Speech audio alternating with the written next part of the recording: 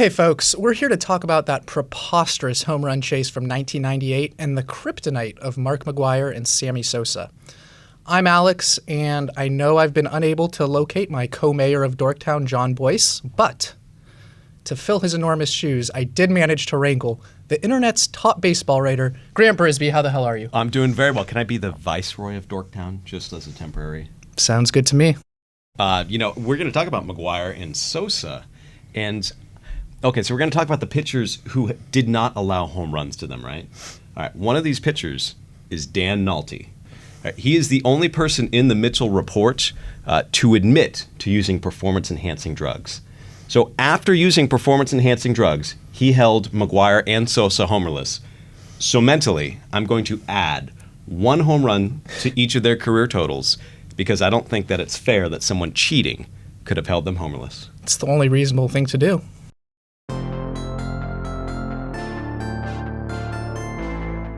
Here is each of the 201 pitchers that Mark McGwire faced in 1998, and here is the 211 Sammy Sosa faced. McGwire took 65 of his pitchers deep, and Sosa did so to 58. Let's get rid of those dudes and see what we're left with. One name in particular stands out to me, a fellow resident of the NL Central who started 5 games against Big Mac's Cards and Sosa's Cubs. A player who faced each slugger at least 7 times without allowing a homer.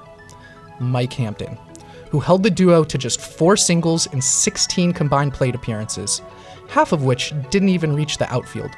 Now, to be fair, Hampton was pretty good this season, both in general and specifically at not allowing home runs. But he certainly wasn't immune to giving up the long ball, as 2 particular examples illustrate wonderfully. Here is every homer allowed by Hampton in '98. Let's start with Jim Tatum's. It was his final big league homer, or in other words, his third of 3 career blasts. Tatum was a fringe player who scraped out a short, sporadic career, mostly as a pinch hitter. If aliens had decided to take a peek at planet Earth and this whole baseball thing, exclusively using the time frame of Tatum's career to form their opinions, they'd come away thinking he was just about the very worst batter MLB had to offer. Yet he managed to do, in his only game against Hampton, what McGwire and Sosa couldn't in their combined 5. The other is Brian Banks' homer. It was his only homer of the season, the third of 13 for his career. It was also his only plate appearance against Hampton that year, and he still accomplished what Hulk and Holker here couldn't in their 16. Though Tatum and Banks each managed to take Hampton deep, for their careers they combined for 16 homers. By the way, you want to know who hit 16 career homers on his own? Mike Hampton. So Grant, one of my favorite things about Mike Hampton is that he was actually quite good with the bat in his hands. This season in 1998, his OPS was .676. Do you want to know whose OPS was just 10 points higher than that? Give it to me. The Pittsburgh Pirates. Hampton wasn't in McGwire and Sosa's book in '98, but they'd both get him eventually.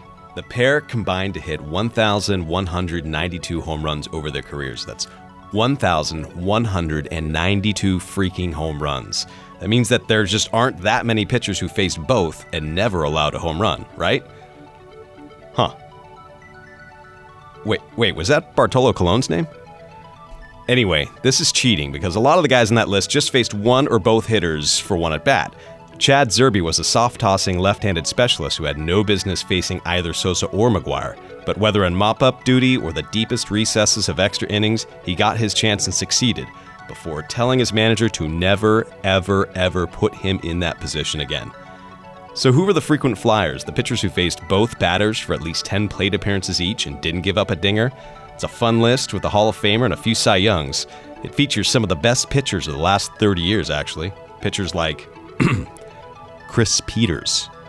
After Peters was Luis Aquino, whom I don't remember, but apparently pitched 26 times against McGwire and Sosa without allowing a homer. Good job. After that, though, we have Dwight Gooden. Heck yeah, now we're talking a name. Except with Gooden on the Mets in his prime and McGwire on the A's, we're not talking a clash of the Titans here. This is the wily veteran Gooden in the 90s. Not as exciting, but still pretty cool. There were other relievers who held both players homerless too, and that was almost certainly their job. Doug Henry and his wondrous mustache had a clean slate in 28 head-to-head matchups.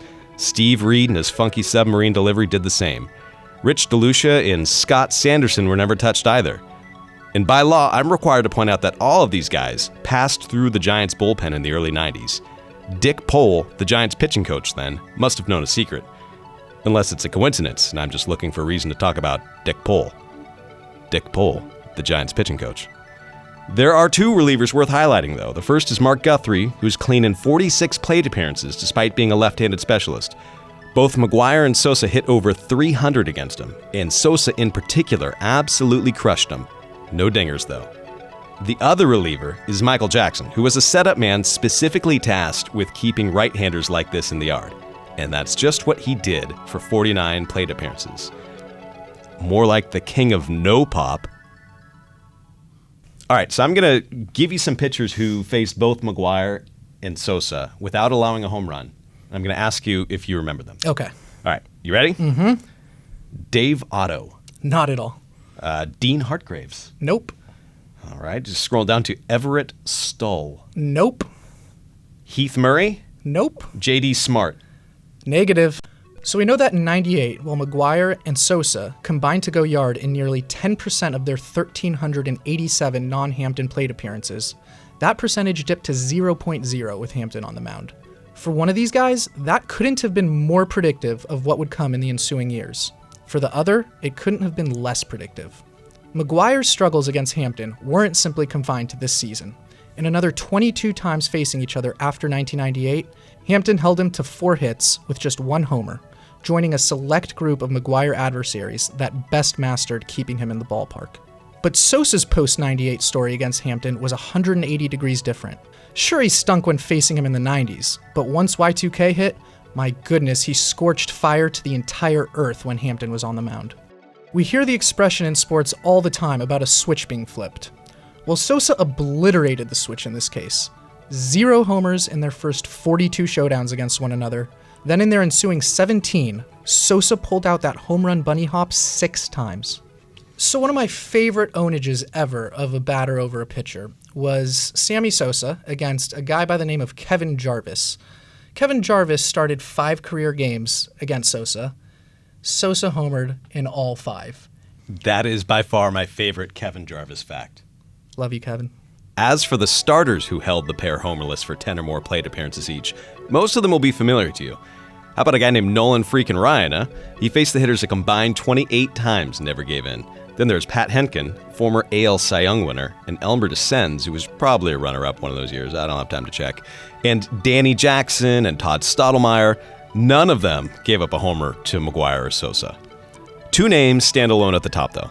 These are the 2 starting pitchers who didn't allow a homer in over 50 combined appearances. The first is Bret Saberhagen, who had to face McGwire a whopping 39 times, and McGwire owned him. 5 walks, 5 doubles, and a triple. He had an OPS over 1,000 against Saberhagen. Still, to quote Robert De Niro in Raging Bull, "You never got me down, Ray. You never got me down." If you want the king against these 2 hitters, the man with the most success at preventing dingers, you have to go to the one, the only, the legend, Chris Benson. Benson was a former first overall pick with the Pirates, which meant he was in the NL Central, which meant he faced McGwire and Sosa a lot, at the peak of their powers. Kind of. Benson didn't come up until 1999, so he missed the chase. But don't forget that Sosa hit 63 homers in 99 and McGwire hit 65. That reminds me of one of my favorite all-time stats, which is that Sammy Sosa hit more than 60 homers in 3 different seasons, but didn't lead the league in home runs in any of them. Benson didn't exactly dominate Sosa, who was 10 for 31 against him with 3 doubles, but he did dominate McGwire, who was just 1 for 13 against him. That includes a game in 1999. Top of the 7th, Pirates are up 4-1, but the Cardinals loaded the bases on an Ed Sprague error with 2 outs. Mark McGwire comes up. The fans, even in Pittsburgh, are going nuts. It's only August 7th, but McGwire already has 44 homers. A grand slam here would give the Cards the lead, and everyone's expecting just that. Does Pirates manager Gene Lamont take his rookie out? He's thrown 102 pitches after all, and the most fearsome hitter in the game is coming up. Hell no, he doesn't take him out. Lamont is from the old school, from the days before the relief pitcher was invented, damn it. Go out and get him, rookie. Earn your man points. Benson struck him out on 3 pitches. Man points are like those tickets at Chuck E. Cheese where you need like 1 million of them to get anything cool. So Benson got just enough to get an eraser or something. Still, for a pitcher who never succumbed to the homer for McGwire or Sosa, here was the pinnacle, and it happened in his rookie season. So, Grant, you're a lifelong Giants fan. You're familiar with Barry Bonds. Heard of him. Now, Barry Bonds hit dozens of home runs in his career. Dozens. But there was one pitcher in particular that he faced over 50 times without taking deep. Do you know who it is? I should. It's Rick Sutcliffe. Oh, I did not Granted, know that. a lot of those plate appearances were, when he was a skinny lad in Pittsburgh, but Rick Sutcliffe. Rick Sutcliffe.